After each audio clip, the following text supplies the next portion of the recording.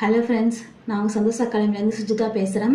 நம்ம வந்து polity first பார்ப்போம். இந்திய அரசியலமைப்பு உருவான வரலாறு, ஓகேவா?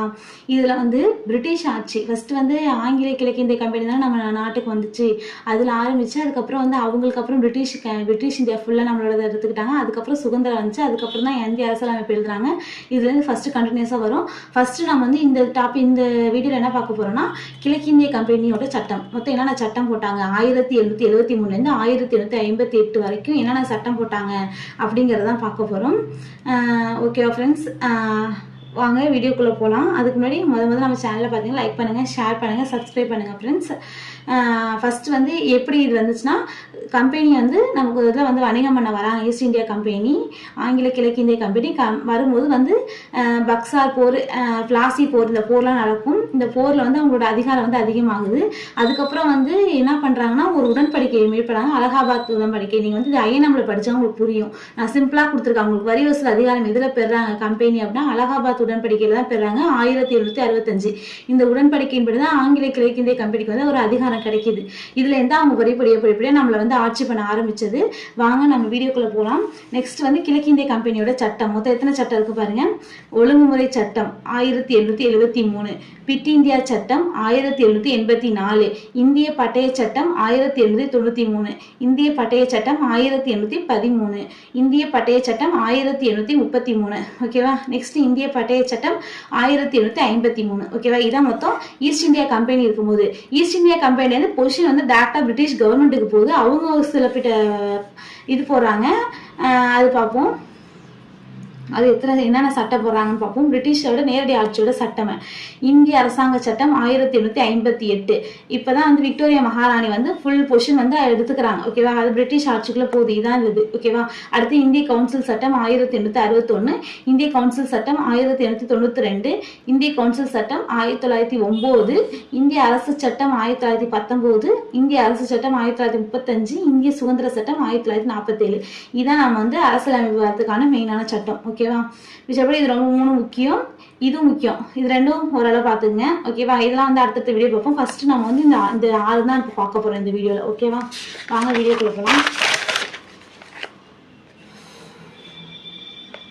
நீங்கள் நோட்ஸ் எடுத்து வச்சிங்க, இது கன்ஃபார்மாக உங்களுக்கு வந்து யூஸ்ஃபுல்லாக இருக்கும், ஓகேவா? இப்போ ஏன்னா எப்படி கொஸ்டின் கேட்குறாங்கன்னு தெரியல, நம்ம எல்லாத்தையுமே படிச்சாகணும். அந்த காலகட்டத்தில் இருக்கிறதுனால தான் நான் இதுலேருந்து ஆரம்பிச்சிருக்கேன், ஓகேவா? கிழக்கிந்திய ஆட்சி சட்டம், ஒழுங்குமுறை சட்டம். ஒழுங்குமுறை சட்டம் ஃபர்ஸ்ட் இது பண்றாங்க 1773.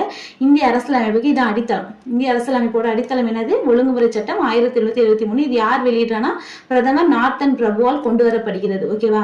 இப்போ முதல்ல என்ன பண்றாங்க, வங்காளத்தோட கவர்னரா இருந்தவங்க வங்காள கவர்னர் ஜெனரல் பதவியா மாற்றாங்க. வங்காளத்தோட கவர்னரா இருந்தவங்களை வங்காள கவர்னர் ஜெனரல் பதவியா மாற்றப்படுறாங்க. கவர்னருக்கு உதவ 4 பேர் கொண்ட நிர்வாக குழு வந்து உருவாக்குறாங்க. கவர்னருக்கு உதவ 4 பேர் கொண்ட நிர்வாக குழு, ஓகேவா? தலைமை ஆளுநர் கட்டுப்பட்ட மாகாணம் வந்து கல்கத்தா, பம்பாய், மெட்ராஸ். இவங்க எல்லாம் வந்து அந்த வங்காள ஆளுநருக்கு கண்ட்ரோல். அவங்க எல்லாம் தனித்தனி கிடையாது, இவங்க எல்லாமே இவருக்கு கீழே தான் வருவாங்க, ஓகேவா? அதுதான் இங்க சொல்லியிருக்காங்க. கம்பெனியோட வணிகம் எப்படி இருக்குன்னா, இயக்குனர் குழு 24 பேர் இருக்காங்க. அவங்களோட கட்டுப்பாட்டுல இருக்கும். அவங்களோட பதவி காலம் வந்து ஒரு ஆண்டுல இருந்து 4 ஆண்டா உயர்ந்துட்டாங்க, ஓகேவா? இயக்குனர் குழு 24 பேர் இருப்பாங்க. இவங்க தான் வந்து கம்பெனியோட வணிகத்தை வந்து கண்ட்ரோல் பண்ற ஆளு. கவர்னருக்கு உதவ நிர்வாக குழு, ஓகேவா? இயக்குனர் குழு மொத்தத்துல பேர் இருப்பாங்க, 24 பேர் இருப்பாங்க. இவங்களோட பதவி காலம் வந்து ஒரு ஆண்டுல இருந்து 4 ஆண்டா மாத்திட்டாங்க, ஓகேவா? முதல் வங்காள கவர்னர் ஜெனரலாக யாருன்னா வாரன் ஹாஸ்டிங். வங்காள கவர்னர் ஜெனரல் இங்க மாத்தினாங்கல்ல, வங்காள கவர்னர் ஜெனரலா மாத்தும் போது அப்ப இருந்தது யாருன்னா வாரன் ஹாஸ்டிங். எத்தனை வருஷம் இருக்காரு பாருங்க, 1773 1785 வரை இருக்காரு. இவர் வந்து சில ரிஃபார்ம் பண்ணியிருப்பாரு. அதை பார்ப்போம். இரட்டை ஆட்சி முறை ஒழிச்சாரு. இரட்டை ஆட்சி முறை ராபர்ட் கிளைவ் தான் கொண்டு வந்திருப்பாரு. இந்த இரட்டை ஆட்சி முறை யாரு? Robert Clive. அதை வந்து ஒழிச்சிருப்பாரு 1772. திவானி வசூலுக்கு வந்து வரி வசூலுக்கு வந்து மாவட்ட ஆட்சியர் பதவி வந்து உருவாக்கி இருப்பாரு. ஒரே மாதிரியான முன்கட்டண அஞ்சல் முறை அறிமுகம் பண்ணாரு. இலவச அனுமதி சீட்டு தஸ்குகள்னு சொல்லுவாங்க, அதை ஒழிச்சிருப்பாரு. இதான் இவரோட வேலை பண்ணியிருக்காங்க. முக்கியமானது இது, நிறைய பண்ணியிருப்பாரு, இது முக்கியமானது இதான், ஓகேவா? வங்காளத்தோட முதல் கவர்னர் ஜெனரல் யாரு? Warren Hastings. எத்தனை 1773 1785 வரை இருந்தாரு. இரட்டை ஆட்சி முறையை ஒழிச்சாரு. திவானி வசூலுக்கு மாவட்ட ஆட்சியர் பதவியை உருவாக்குனாரு. ஒரே மாதிரியான முன்கட்டண அஞ்சல் முறையை அறிமுகம் செஞ்சாரு. டஸ்குகளை ஒழிச்சாரு, ஓகேவா? வாங்க நெக்ஸ்ட் பார்ப்போம். அடுத்த பாயிண்ட் என்னன்னா, கல்கத்தால வில்லியம் கோட்டையில் உச்ச நீதிமன்றம் 1874 அமைக்கப்படுது. இதுவும் ஒரு முக்கியமான பாயிண்ட். உச்சநீதிமன்றம் அமைச்சிருக்காங்க. முதல்ல 1774ஆம் ஆண்டு அமைச்சிருக்காங்க. ஓகேவா? ஒரு தலைமை நீதிபதி பிளஸ் 3 இணை நீதிபதி, அதான் இங்க சொல்லிருப்பாங்க 1+3. ஓகேவா? 1+3. ஒரு தலைமை நீதிபதியோட பேர் வந்து சர் எலிஜா இன்பே, இணை நீதிபதியோட பேர் வந்து சேம்பஸ் லெமஸ்டர் ஹைட்டி. இது ஒன்றும் அவ்வளவு முக்கியம் கிடையாது, இதை மட்டும் நல்லா பார்த்துக்கோங்க. ஒரு தலைமை நீதிபதி சர் எலிஜா இன்பே. நீங்க குரூப் 2 குரூப் 4 அப்படி குரூப் 1 அப்பெல்லாம் படிச்சீங்கன்னா இதையும் பார்த்துங்க. ஓகேவா? குரூப் 4க்கு இது நெக்ஸ்ட் வந்து இந்த ஒழுங்குமுறை சட்டம் 1773 திருத்தம் பண்ணியிருப்பாங்க. எப்போ திருத்தம் பண்ணியிருப்பாங்கன்னா 1781 திருத்தம் பண்ணியிருப்பாங்க. அதுமாரி ஈஸ்ட் இந்தியா கம்பெனிக்காரங்க லஞ்சம் வாங்கக்கூடாது அப்படின்னு இந்த சட்டத்தில் சொல்லியிருப்பாங்க. ஓகேவா? வணிகம் பண்ண வந்தாங்களா அவங்க வந்து யாரும் நம்ம மக்கள்கிட்ட வந்து லஞ்சம் வாங்கக்கூடாது அப்படிங்கிறத சொல்லியிருப்பாங்க. இதுதான் ஒழுங்குமுறை சட்டம். ஓகேவா? நெக்ஸ்ட் வந்து பிட் இந்தியா சட்டம். பிட் இந்தியா சட்டம் 1784. இது யார் உருவாக்குறா? இங்கிலாந்து பிரதமர் இளைய பிட் என்பவர் உருவாக்கப்பட்டது. ஓகேவா? இளைய பிட் என்பவரால் உருவாக்கப்பட்டது. இவங்க ஒரு வாரியத்தை உருவாக்குறது, அது கட்டுப்பாட்டு வாரியம். கட்டுப்பாட்டு வாரியம் எத்தனை பேர் இருக்காங்க? 6 பேர் இருக்கிறதா கட்டுப்பாட்டு வாரியம். எத்தனை பேர்? 6 பேர் இருக்கிறதா கட்டுப்பாட்டு வாரியம். கட்டுப்பாட்டு வாரியம் என்ன வேலை பார்க்கும்? அரசியல் நடவடிக்கைகள்லாம் கட்டுப்பாட்டு வாரியம் பார்த்துக்கும். இயக்குனர் குழு நம்ம போன இடத்துல பார்த்தோம்ல, இயக்குனர் குழுலாம் வந்து வணிக சம்பந்தமானதை பார்த்துப்பாங்க. ஓகேவா? கிழக்கிந்திய கம்பெனியோட நிலப்பரப்பு எல்லாமே அனைத்துமே பிரிட்டிஷ் இந்திய நிலப்பரப்புன்னு இந்த சட்டத்துல தான் சொல்லியிருப்பாங்க. பிட் இந்தியா சட்டத்துல கிழக்கிந்திய கம்பெனினா நிலப்பரப்பு வாங்கினாங்களோ அது எல்லாமே பிரிட்டிஷ் இந்தியாவுக்கு சொந்தமானது அப்படின்னு சொல்லியிருப்பாங்க. தலைமை ஆளுநருக்கு ஒரு வீட்டோ பவர் அப்படின்னு கொடுத்துருக்காங்க. வீட்டோ பவர் அப்படின்னு என்னது? அதாவது ஆலோசனை குழு சொல்ற யோசனை வந்து அவங்க ஏத்துக்கலாம், ஏத்துக்காமையும் போகலாம் அப்படிங்கறதான். ஆலோசனை குழுவோட முடிவை நிராகரிக்கலாம், ஏத்துக்கலாம், ஏத்துக்காமையும் போகலாம். அது வந்து தலைமை ஆளுநருக்கு ஒரு பதவி கொடுத்தாங்க. திருத்தம் வந்து 1786ஆம் ஆண்டு பண்றாங்க. இதே பிட் இந்தியா சட்டம் யாரோட வேண்டுகோளுக்கு? காரன் வாலிஸோட வேண்டுகோளுக்கு. இந்த சட்டம் ஏற்றும் போது யாரு இருக்காங்க? காரன் வாலிஸ் தான் வந்து கவர்னர் ஜெனரலா இருக்காரு. ஓகேவா? இவர் இந்திய குடிமை பணியின் தந்தைன்னு சொல்லுவாங்க. என்னது? காரன் வாலிஸ் இந்திய குடிமை பணியின் தந்தை அப்படின்னு சொல்லுவாங்க. ஓகேவா? குடிமை பணியை அறிமுகம் பண்றாரு. இவர் வந்து எந்த காலத்துல இருக்காரு? 1786ல இருந்து 1793 வரையும் வங்காளத்தோட தலைமை ஆளுநரா இருக்காரு. ஓகேவா? காரன் வாலிஸோட சட்டத்தொகுப்பை வெளியிட்டவர் யாருன்னா ஜார்ஜ் பார்லோ. யாரு? காரன் வாலிஸோட சட்டத்தொகுப்பை வெளியிட்டவர் யாருன்னா ஜார்ஜ் பார்லோ. ஓகேவா? நெக்ஸ்ட்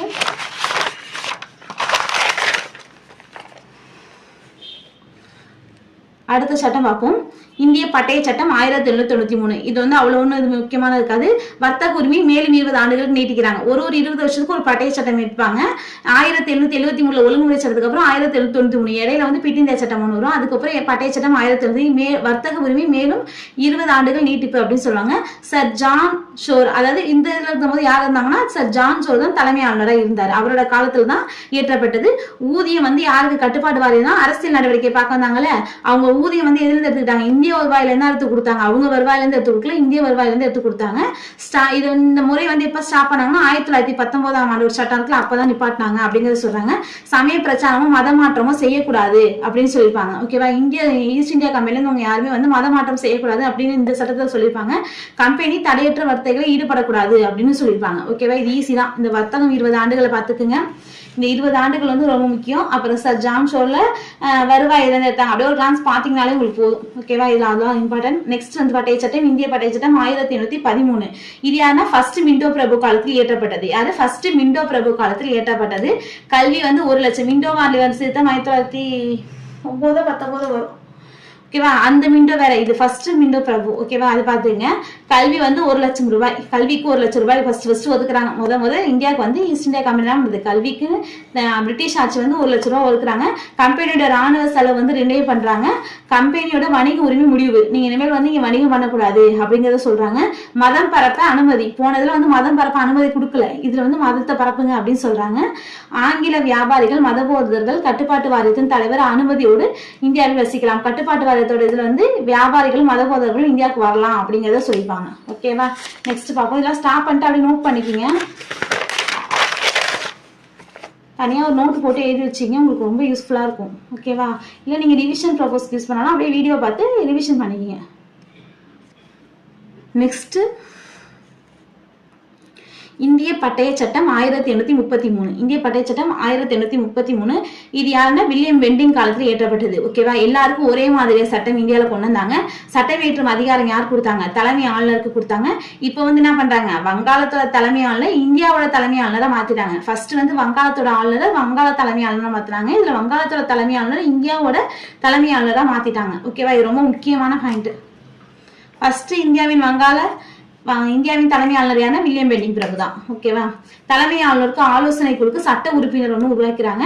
அந்த முதல் சட்ட உறுப்பினர் யாருன்னா டிபி மெக்காலே அவர்கள். இந்தியாவோட ஃபர்ஸ்ட் தலைமை ஆளுநர் யாரு? William Bentinck. 1829 35 இருக்காரு. இவர் என்ன சீர்திருத்தம் பண்றாருன்னு பாருங்க. மார்ச் 17 1835 ஆங்கில கல்வி முறை அறிமுகம். அதாவது நம்ம இந்தியாவில வந்து இங்கிலீஷ் முறையில எஜுகேஷன் கொண்டு வந்தது வந்து இவங்க தான். ஓகேவா. யாரோட அறிவுறுத்தல்? டிபி மெக்காலேயோட அறிவுறுத்தல்களை கொண்டு வந்திருப்பாரு. சதியை ஒழிச்சாரு. ராஜாராம் மோகன் ராயோட சேர்ந்து சதி எனும் திட்டம், அதாவது கணவன் இருந்தா மனைவி வந்து சேர்ந்து கூட எரிய வைப்பாங்க. அதை வந்து 1829 ஒழிக்கிறாரு. யாருன்னா வில்லியம் பெண்டிங் பிரபு.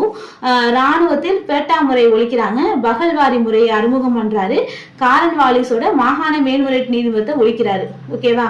இதான் இவரோட சீர்திருத்தம். அடுத்தது குடிமை பணி அறிமுகம். அதாவது ஐஏஎஸ் ஐபிஎஸ் ஆபீசர் இருக்குல்ல, ஐசிஎஸ்ன்னு சொல்லுவாங்க. அப்ப அதுக்கு வந்து எக்ஸாம் வந்து அனௌன்ஸ் பண்ணலாம், அது இந்தியர்கள் கலந்துக்கலாம்னு அறிமுகம் பண்றாங்க. ஆனா நிர்வாக குழுவோட ப்ரெஷர்ல ஸ்டாப் பண்ணிட்டாங்க. ஓகே, அதான் இங்க கொடுத்துருக்க ஸ்டாப்னு.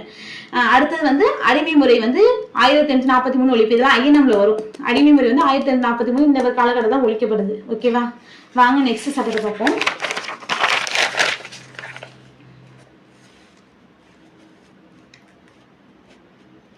இந்திய பட்டய சட்டம் 1853. இந்திய பட்டய சட்டம் 1853. இது யார் காலத்துல? டல்ஹௌசி பிரபு காலத்துல. இருக்கிற இளமையானவர் டல்ஹௌசி பிரபு தான். ஓகேவா. அடுத்தது வங்காள ஆளுநர் பொறுப்பு அல்லாத முதல் இந்திய தலைமை ஆளுநரும் டல்ஹௌசி பிரபு. வங்காள பொறுப்பு இல்லாம தனியான இந்திய தலைமை ஆளுநர் வந்து டல்ஹௌசி பிரபு. குடிமை பணி வந்து இதுல கட்டாயம் பண்ணிட்டாங்க. போனதாட்டி இந்தியாவுக்கு அலோட் பண்ணாங்க, போனதாட்டி அலோட் பண்ணாம ஸ்டாப் பண்ணாங்களா, அப்ப அலோட் பண்ணாங்க. இந்த சட்டத்தின்படி சார்லஸ் உட் கல்வி சாசனம் அப்படிங்கறது உருவாக்குறாங்க. இது வந்து கல்வியோட மகா சாசனம் சொல்லுவாங்க, இந்திய அறிவு பெட்டகம் சொல்லுவாங்க. சார்லஸ் உட் அறிக்கை வந்து 1854. இது வந்து முக்கியம், அதனால ஃபுல்லா ரெட்டிங்ல எழுதிருக்கேன், பாத்துக்கோங்க. நெக்ஸ்ட் நீதித்துறையும் நிர்வாகம் தனித்தனியா பிரிச்சுட்டாங்க. 1857 கல்கத்தா, மெட்ராஸ் மற்றும் பம்பாயில வந்து என்ன பண்றாங்க? பல்கலைக்கழகம் உருவாக்குறாங்க. ஓகேவா. இந்த இயரை நல்லா ஞாபகம் வச்சுங்க, இதெல்லாம் வந்து ரொம்ப முக்கியம். ஓகேவா. நெக்ஸ்ட் வந்து டல்ஹௌசி பிரபு வந்து 1847 1856 வரை இருக்காரு.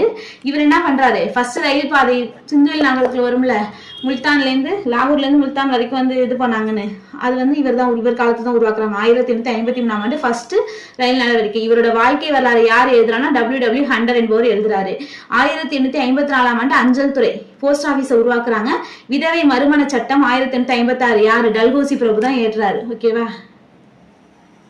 இது முக்கியம். யாரா? ஈஸ்வர் சந்திர வித்யாசாகர் பண்டிகை, அவரோட தூண்டுதல் பேர டல்ஹௌசி பிரபு தான் வந்து இது பண்றாரு. ஓகேவா.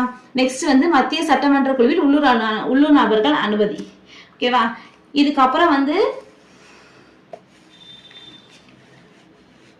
எல்லாமே பிரிட்டிஷோட ஆட்சியோட வரும். இதுக்கப்புறம் வந்து பிரிட்டிஷ் ஆட்சி, பிரிட்டிஷோட நேரடி ஆட்சியில கொண்டு வர சட்டப்பட்ட சட்டங்கள் வந்துடும். அது 1858 ஓகேவா. இந்தியர்கள்லாம் சேர்ந்து புரட்சி பண்ணுவாங்க. அந்த புரட்சிக்கு அப்புறம் வந்து விக்டோரியா மகாராணி வந்து இந்தியர்களுக்கு நாங்கள் வாய்ப்பு தரோம் அப்படின்னு சொல்லி சட்டம் எடுத்துப்பாங்க. ஆனால் டேரக்டா அவங்க வந்து கொஸ்டின் எடுத்துப்பாங்க. ஓகேவா. அது வந்து 1947 வரையும் போகும். ஓகேவா. அது நெக்ஸ்ட் வீடியோல பார்ப்போம். ஓகே ஃப்ரெண்ட்ஸ், இந்த வீடியோ உங்களுக்கு பிடிச்சிருந்தா லைக் பண்ணுங்க, ஷேர் பண்ணுங்க, கொஞ்சம் சப்போர்ட் பண்ணுங்க ஃப்ரெண்ட்ஸ். தேங்க்யூ.